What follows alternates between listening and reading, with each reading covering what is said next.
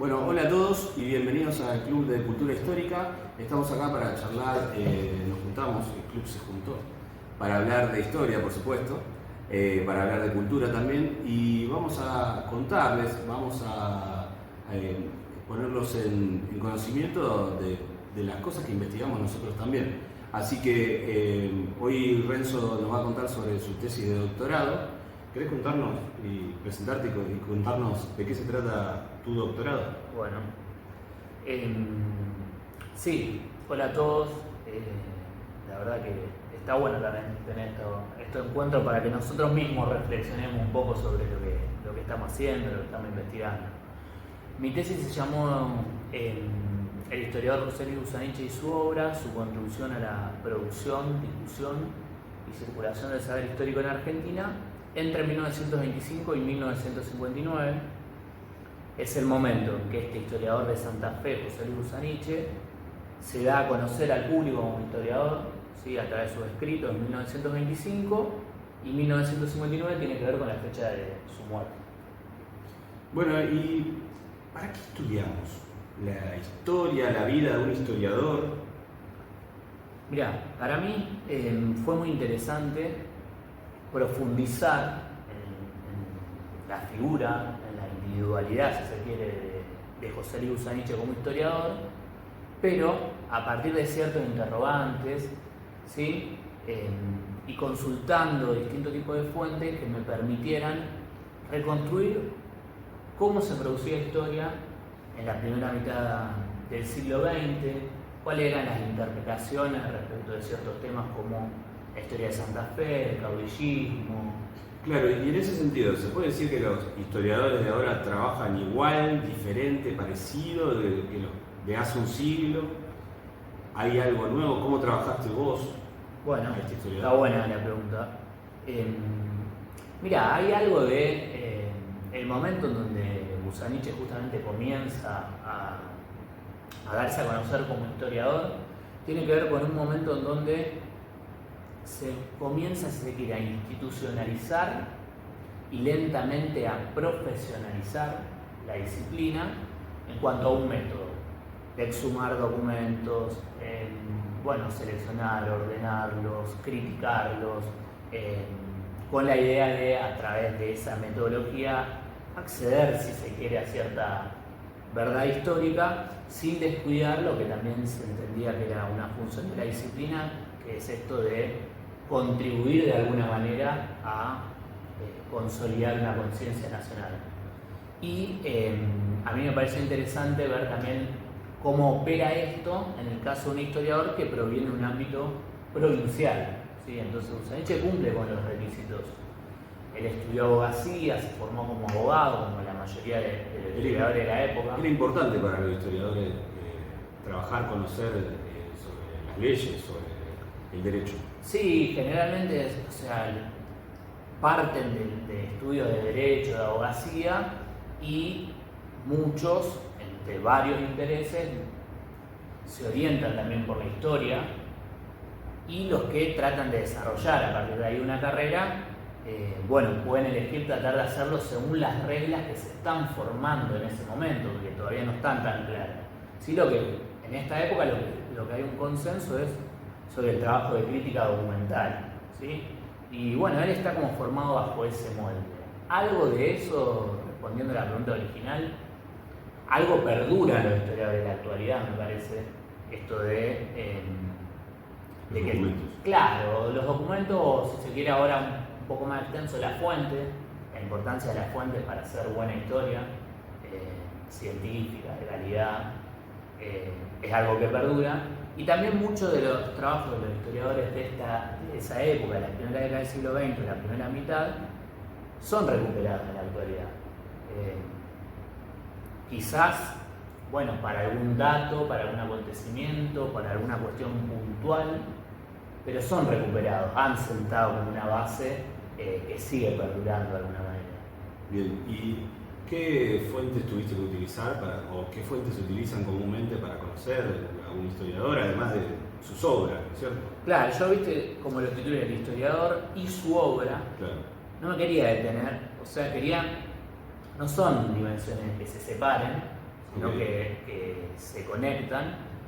Y de ahí estaba mi idea de salir un poco de una historia tradicional de las ideas, que sería solo leer sus obras o sus obras más importantes, sino cruzar esas obras con obras de otros historiadores de la época, para también cruzar interpretaciones históricas, ver cuáles son los puntos de contacto, los conflictos, ver un poco las corrientes historiográficas, pero esto desde una lectura de las fuentes, por momentos comparativa, con toda una serie de documentos más personales que me permitían rescatar su individualidad.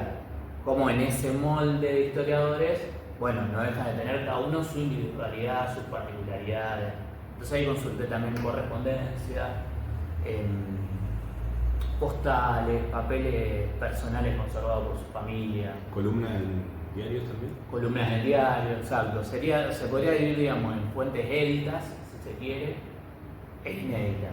Dentro de las éditas, recortes de diarios, sus obras, obras de otros historiadores, boletines de las instituciones en las que él participó, como la Comisión Nacional de Museos, Monumentos y Lugares Históricos, y las inéditas, que son todos estos papeles personales, correspondencias, que es un material muy valioso, porque por ahí te permite afinar, bueno.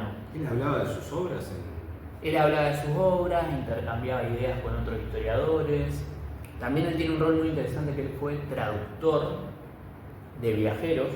Claro, es una fuente interesante, perdón que te interrumpa. Sí. Es una fuente interesante porque ahora quizás, me imagino que vos tenés discusiones con tus directores de tesis, con los compañeros y demás, y quizá, no sé si va a quedar la materialidad de esa fuente, porque ahora se maneja mucho el teléfono, se maneja mucho WhatsApp, las redes sociales, y quizá esa fuente que te sirvieron para completar cómo pensaba, cómo ideaba sus obras también, o cómo polemizaba por ahí con otros autores, existe la posibilidad de que se pierda hoy. Sí, bueno, eso es súper interesante. Yo imagino hoy estamos en una época de gran cambio tecnológico, de aceleración, si se quiere. Todo va tan rápido con la inteligencia artificial que no sabemos cuánto en esa velocidad va a perdurar, pero imagino que los audios de WhatsApp, los correos electrónicos, claro, pueden llegar a ser una fuente valiosa de historia intelectual, historia de la historiografía o de historia cultural, como en su momento, o como más propiciamente para esta época eran las correspondencias, porque era uno de los soportes principales, la carta, ¿sí?, para intercambiar ideas entre historiadores que estaban muy lejos entre sí y que no había muchas otras maneras. Era el encuentro o la carta, por cuestiones, digamos, técnicas, ¿sí? Entonces son muy valiosas, tienen mucha información. Obviamente que tienen su lenguaje formal, que hay que criticarlo y ver cuánto de ahí depende también de hacia quién se dirige, pero Usainche también tenía una particularidad, que en sus escritos, en sus obras, su pensamiento político o algunas cuestiones ideológicas trataba un poco de filtrarla, de que no quede tan explícito. Y por ahí esas cosas sí se encuentran más en la correspondencia. O en la correspondencia también podés encontrar, mirá, hizo esta obra de traducción, se publicó en el año 41, pero en realidad hace desde el 34 que está escribiendo. Exacto, y lo ayudó Rabiniani, y lo ayudó Martiniano de Leguizamón, entonces ahí está bueno cruzar todas esas cosas. Generalmente una obra es el corolario de mucho tiempo de trabajo y además de esto que estamos diciendo, de la crítica de los compañeros, los contemporáneos y a veces de rivales. Por eso vos fíjate que un individuo es un estudio de un historiador, pero claro, termina viendo eso, red de historiadores que participan a veces en instituciones comunes, donde además no solo, vos fíjate que si recién de a poco se está institucionalizando, profesionalizando la historia, escritores, artistas, historiadores, políticos, forman parte como de una república común, si se quiere. Van surgiendo las especificidades, pero forman parte de una pequeña comunidad intelectual, si se quiere. ¿Sí? Y podemos ahí ubicar o tratar de ubicar, quizá, no sé, en alguna de las constelaciones que que más o menos siempre estudiamos en historiografía, en alguna escuela historiográfica en particular, o no? Yo creo que sí, o sea, yo creo que es importante tratar de reflexionar sobre las etiquetas que existen, las escuelas y bueno, ver si eso funciona o no, o qué funciona, o cómo podemos combinar. Lo que a mí me resultó ser un poco flexible con él, ¿sí? Si, digamos, el foco lo ponemos en que es santafesino, Sí.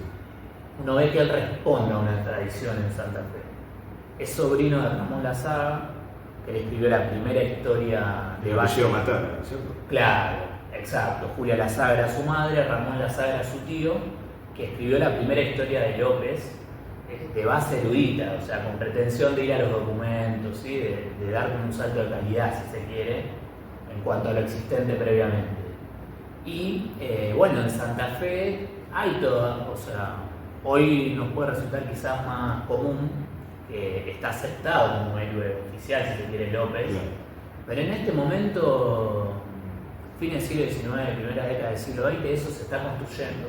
Hay líneas interpretativas que no acuerdan con eso.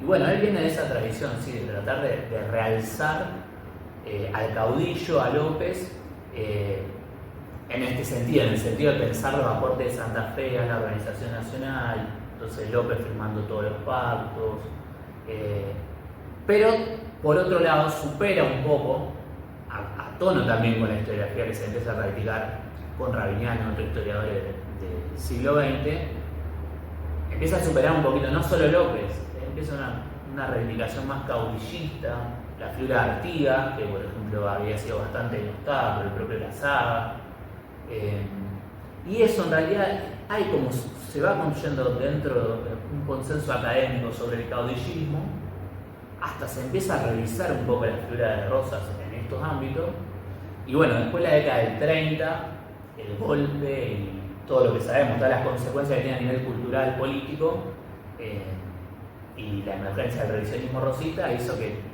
Sí, es una época de búsqueda y, si se quiere, construcción de cierta identidad nacional. Claro, y los historiadores como que también no pueden salirse de que la historia tiene una... A partir de los 30, empieza a tener cada vez más, si se quiere, o sea, es parte de la discusión política. Claro. Decir algo o no sobre Rosas. Hay una búsqueda de, si se me permite, aleccionar el presente.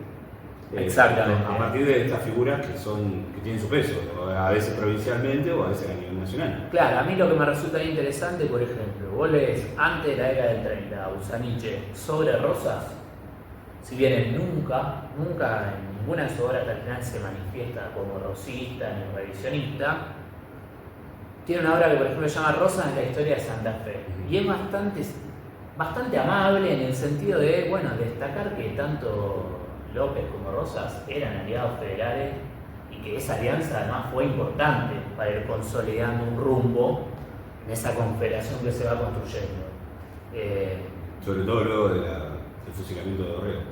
Claro, exactamente, ¿viste? Esos pilares, Rosas, Quiroga, López, es un periodo como de mucha densidad histórica e importante para el desarrollo posterior del federalismo.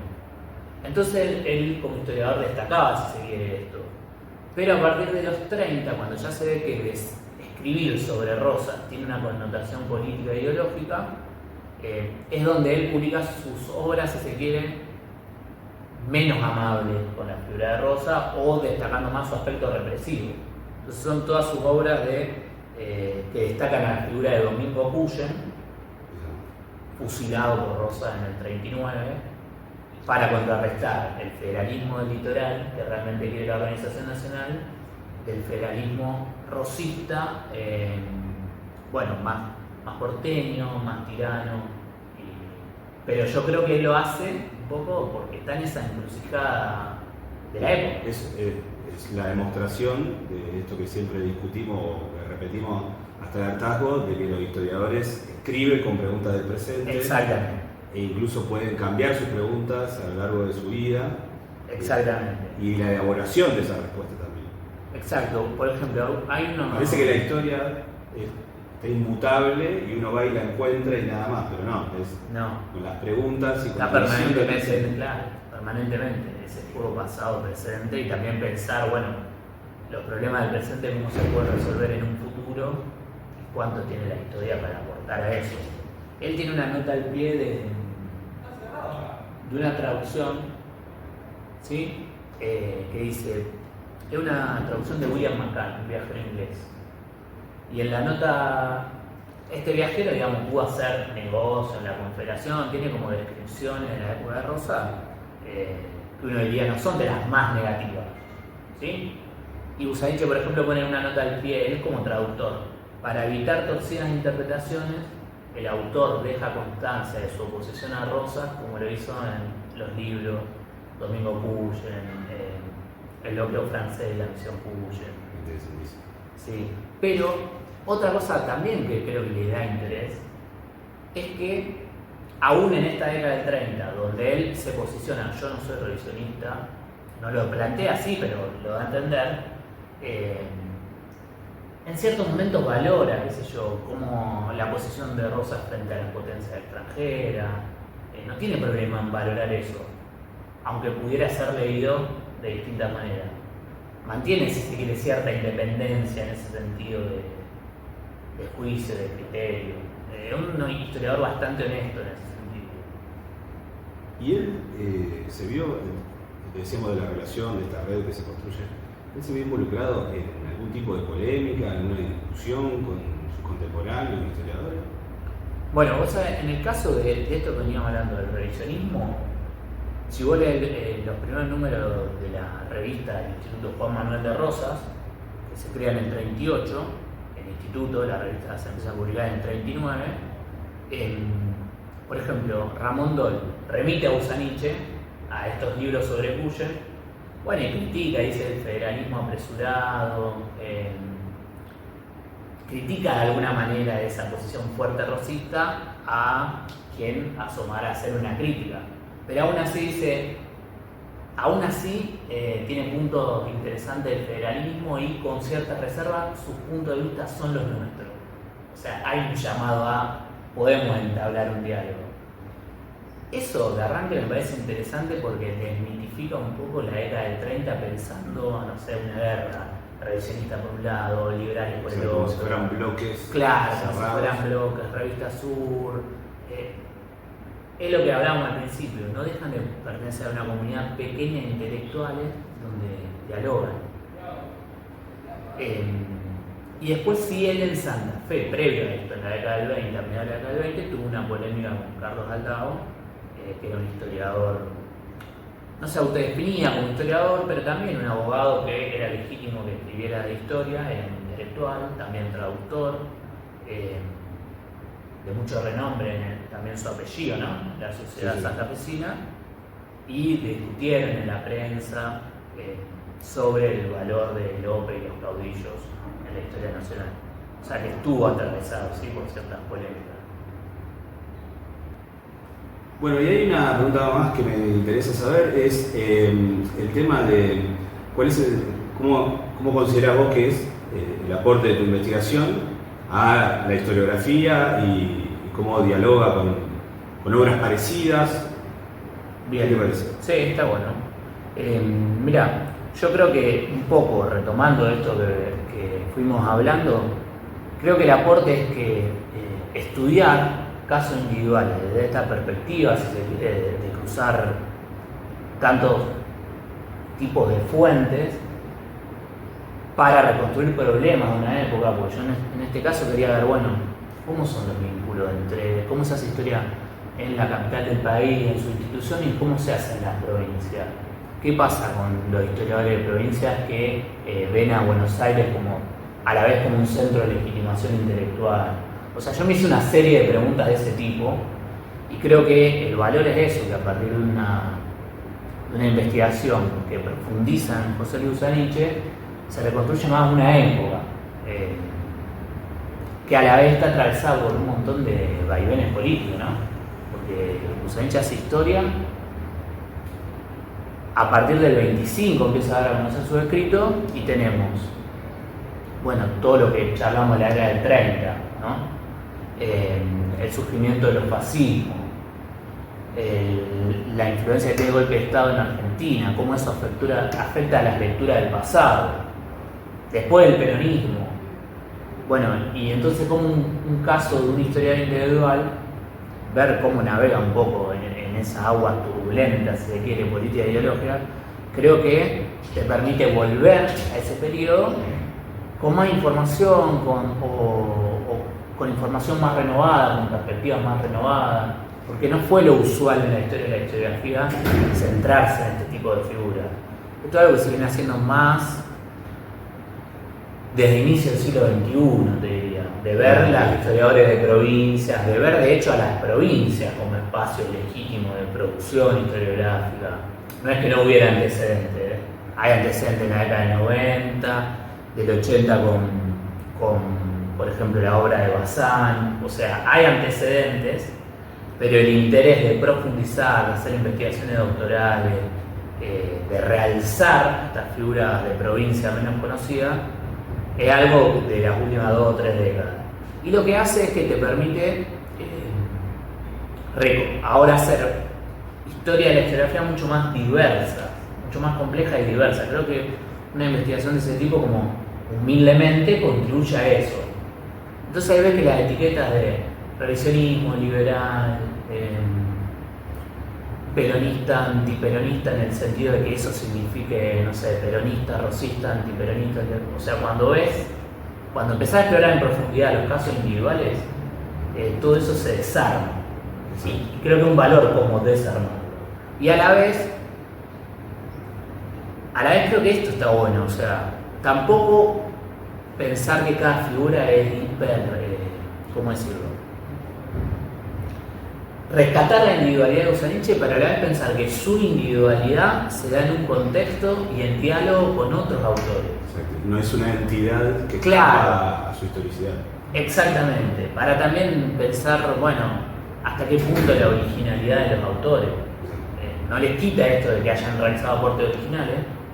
No hay muchos historiadores de Santa Fe que en la época hayan llegado a Buenos Aires, que hayan sido reconocidos, que además hayan traducido viajeros. Todo a pesar de los impulsos, claro, todo eso es la individualidad de él, realmente muy valiosa. Pero también decir, bueno, pero tiene interpretaciones en diálogo, por un lado, con Rainiani,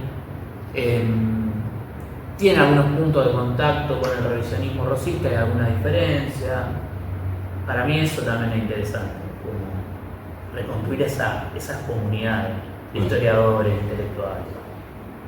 Bueno, muchas gracias, Renzo, por contarnos un poco, una parte, me imagino, de toda esta investigación que va a continuar. ¿Para dónde te parece que va a seguir en el mundo de la investigación? Bueno, con Usaniche necesito tomarme un descansito.